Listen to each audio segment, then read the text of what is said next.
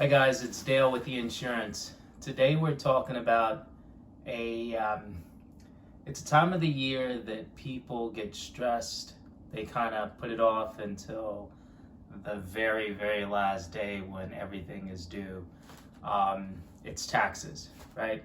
And the title of this article is Car Insurance Tax Deductible. Now, I want to preface this with, and because it's tax related, please consult your personal accountant or the tax professional that you deal with, just to make sure whatever you choose is actually in line with your tax strategy, right? But the short answer to the question is car insurance tax deductible? Yes.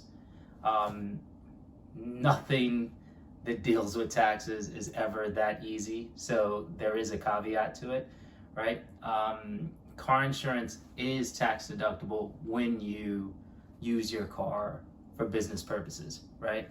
And it doesn't just stop there. When you use your car for business purposes and you're not reimbursed, right? So you're not like reimbursed by your company for the mileage you use or any car related expenses, because obviously you're already being paid for that use of your vehicle, so the deduction isn't there. But let's say you utilize your vehicle for business purposes, you're not reimbursed.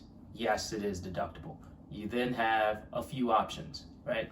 You can go down a methodology that uses mileage, right? So calculate mileage. I believe for the last tax year, I think it was 2019, I think they basically gave you about 58 cents per mile, right? That's how you can deduct. You can deduct 58 cents per mile of miles driven for business purposes. The other methodology is simply expenses, total car expenses. So that's insurance, daily maintenance costs, any repairs, lease payments, things like that. You go ahead, total those all up. You figure out what percentage of your driving was for business purposes. So for an example, let's say 50% of your driving is for business purposes. You then take all of those expenses that you accumulated during the year, multiply it by 0.5, there's your deduction, right? So the best strategy to implement when doing this is literally to keep detailed records for both methodologies throughout the tax year, right? So keep track of the mileage you've used for business purposes, keep track of your total expenses, right? So when the time comes, you go ahead and use both methodologies.